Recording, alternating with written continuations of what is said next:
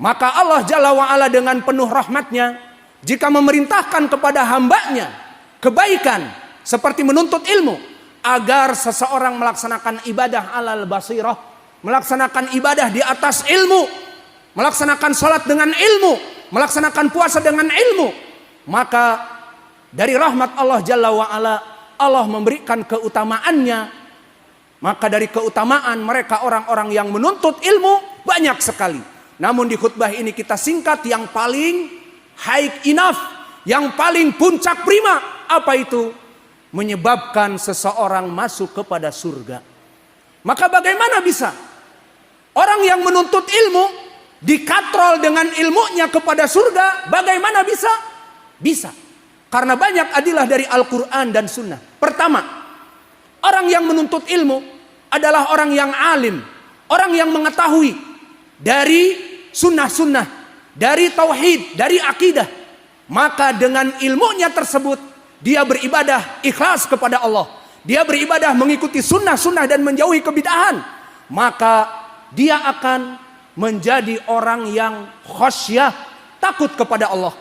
Seperti Allah berfirman di dalam Al-Quran, innama yakhshallaha min ibadihil ulama, bahwa sungguhnya dari hamba-hamba Allah yang paling takut kepada Allah Jalla wa'ala adalah mereka orang-orang alim, orang-orang yang berilmu.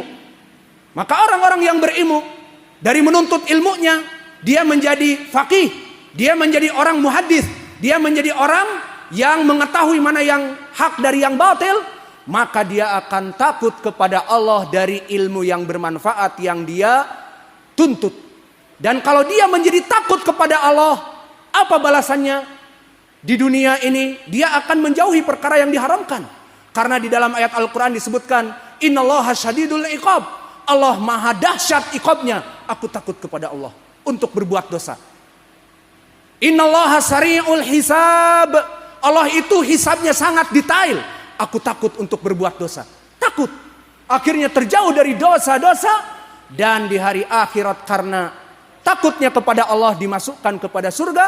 Seperti Allah berfirman, jazauhum jannati adnin tajri min tahtihal anhar khalidina fiha abada radhiyallahu anhum wa radu'an dzalika liman khasya rabbahu.